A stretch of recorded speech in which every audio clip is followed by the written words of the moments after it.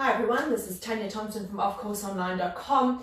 It's absolutely freezing in Cape Town, South Africa, but we're going to warm up this afternoon because this afternoon we're going to go ahead and do a full, innovative arm toning class. And why do we want to do this? We want to bring in new elements of training our arms into the classes that we're teaching. We don't want to stick to the same repertoire the whole time. So we're going to look at how you can actually train your arms effectively to tone with the added element of bringing in that scapular stability so that you can avoid doing abduction of the arms, that horizontal abduction with that adduction of the scapula, where you can rather have that scapula come out. So we're going to be looking at getting that good functional toning in the arms by keeping those scapulas wide and open. When we're raising our arms up to do any kind of deltoid work, we're also going to look at getting that scoop of that blade underneath the arm so that we can expose that underarm. And why do we want to do that? Because we know that that deltoid is then getting maximum contraction for like 1 or 2 or 3 repetitions. And it's not getting all of the other muscles coming in and cheating for it. We're going to have a look at some work with a TheraBand. I am using a kettlebell this afternoon, but you can use a weight that you have at home. You can use a bag of sugar. It doesn't matter what you have. Just don't make it too light because we are talking about toning and we want to increase that load a little bit. We also want to have a look at how effective or how much more effective it is if you hold this tone loop, and I've got a grey one because I want to tone, I don't want to do low load. So from there, if I extend the arms and I take them to that 45-degree angle, how much more effective that is for that deltoid and scapular scoop in comparison to there, where your client's actually going to struggle to find serratus anterior. We also want that arm to come up because serratus anterior kicks in really beautifully at this point. And when that serratus anterior is kicking in because it's doing that last 60 degrees of shoulder flexion, you must know that this deltoid is working intensely, which is exactly what we want. So we're going to be playing around with the band to see how much we can get these arm muscles to work, and trust me, they are going to feel them for sure. Training arms is like one of my absolute favorite things because I know how much all of the muscles in my arms, in other words, the primary movers and the stabilizers, work whenever I'm doing it with stability. We're then going to look at things like taking a weight of your choice, whatever that might be, and thinking to yourself anatomically, if I hold this over here, this is a 4 kg, why can I feel so much work happening in my tricep, and why do I feel like my lat is also working intensely just in this position?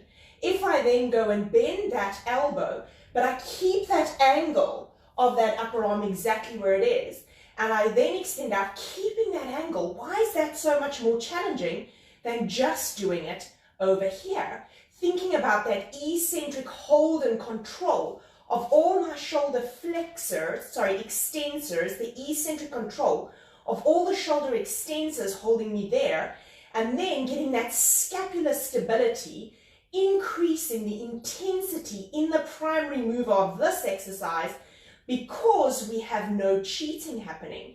Whereas if I just collapsed into the floor like that and I did this movement, I could probably do 50 of them. But when I get that scoop around and I get that scapula coming around and I then go into that elbow flexion and extension, I feel some intense work happening in my tricep. Now we're getting those muscles of the arms to work and we're getting them to tone, which is what we're after. If we're doing any kind of deltoid work, what are we looking for? Are we looking for the elevation of the shoulder? Or how much more would that deltoid work if I just found a little more serratus anterior? And you can see that bump of the deltoid increase because of how much effort it's actually working. How do we know this? When we did EMG tests, we actually had a band, we were standing, and we did it cheating with compensations, and then we did it without compensation. So we had the band there. The first reps looked like this, so I'm doing that with my shoulder. I'll show you from this angle. So there we go, nice little wing, a poke, levator scap, upper trapezius, not feeling so great over here. And we would lift up, and we got a great reading on deltoid, and we got a really good reading on upper trapezius, which is not exactly what we want. We then went and said, let's stabilize it. Let's find serratus anterior. Let's get the brain to link to the tip of the scapula. Reach the arms out. Now my deltoid is going, oh, hello. Wow, that's quite intense, and we haven't even moved yet. Maintaining that, getting that glide of the scapula and exposing that underarm, in other words, that subscap coming out around the rib cage, and then lifting the arm up. The reading was double what it was before when I was actually cheating. So that's what we want to look at today. How can we tone these arms better? How can we make it really interesting? Doesn't matter what weight you have. If you have to, let's say we introduce abdominals and arms at the same time, and you're actually in a deep curve here, getting those abs to work, and you take this weight and you reach it up for deltoids, what are you focusing on in this position? Are you thinking, if I show you from the back here, of elevating like that, which is what you'll normally see, and they normally won't even straighten their elbows? Or are we thinking of getting a scoop, opening the chest, reaching the arms up and floating the arms because they are light and my scapula is heavy? Now I don't have this happening. I've got so much more happening within the deltoid, which is what we're after. If we're looking at tricep work, and we want to get that to be more interesting, and we want it to really bite into that tricep and only do 15 reps instead of 50 that feel like absolutely nothing, we've got to think about what is the flexibility of my client's shoulder in shoulder extension. Why do I want to know that? Because if they don't have that flexibility and they pull this arm back, they're actually going to roll that shoulder forward and get a lot into their pec minor, which we really want to avoid at all costs at this point. We'd rather want that pec minor to be more active to keep that scapula down.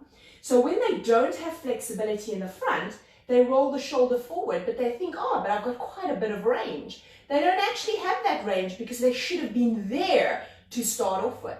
From that position, getting the tip of that scapula stable and then extending that arm out to a full elbow extension without opening the arm too wide. Why don't we want to open the arm too wide? Because that head of the tricep that comes onto that scapula, that also assists with adduction. So when I'm adding my arm closer to my body and I'm extending my elbow, I'm getting a really good, intense contraction in the tricep that counts. And this is what we're looking at. If we know that our client has a really big lat or big triceps or big bye-byes, that makes it more difficult for us to squeeze our elbows in our sides. Now when you get them to squeeze their elbows in their sides, you'll see that as they squeeze, they roll the shoulder forward. When they roll that shoulder forward, they can't get that maximum feel of contraction in the tricep, and they go into the levator scap and upper trapezius, and they start destabilizing that scapula.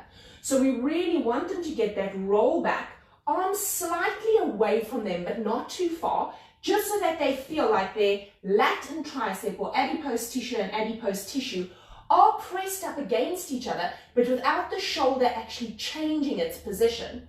From there, we're going to get them to do proper extension, mindful extension of that arm so that they can get into that tricep, and every single repetition will bite. And that's what we want. We don't want to start doing tricep work and here on rep 6 or 7, we can feel it kicking in. We want rep 1 to count with a pause for that really good time under tension, and then we're going to release it. But it's all based on what that scapula is doing, because whatever that scapula is doing is going to affect how successful that arm work is. If you're looking at bicep work and you're asking your client to keep their arm out there and then pull in for bicep work, but their shoulders are up like this, you're wasting your time because you're just reiterating that every time you lift your arm up, lift your shoulder up as well. And then one day when your shoulder gives in, you have no idea why. But it's also got to do with the fact that you were doing your bicep work like this. We're going to have a look at, if I pull that arm up, whoops, if I pull that arm up and I then pull that forearm in, what would the deltoid intensity be? Why would it be so intense? Would my client be cheating if they did that and dropping it down? Because if I'm thinking I'm going to work deltoids and biceps, I actually want to maintain that height and then pull that forearm in, making it so much more intense. But again, keeping that torso in alignment, looking at the position of that thoracic spine so that the bicep can work effectively without getting into the levator scap, upper trapezius, and destabilizing that scapula. So what is the most important thing when we're actually teaching our clients any kind of arm work? Whether we're trying to do deltoids, triceps, biceps, or even we are training their arms, that scapula is coming around and it's stabilizing. And through that stability, it's really enabling us to target our main movers of our arm. And when we target them and we get them to work better, we know that contraction is counting. And now we do that consistently. And what happens when we do it consistently? We actually get results. So join me this afternoon at 4 p.m. my time, which is GMT +2 in South Africa, because I get a lot of people asking me where we are. Get an amazing arm workout with scapular stability so that we can get better tone into our upper body, so we can feel more confident with all the different types of tops we're wearing, and we can make our arms physically stronger. We're also launching our new course, maybe today, maybe tomorrow, on functional anatomy and biomechanics. On Thursday, we're looking at the controversial core, and on Friday, we're looking at getting those legs working stronger and toning. I hope to see you guys. Take care.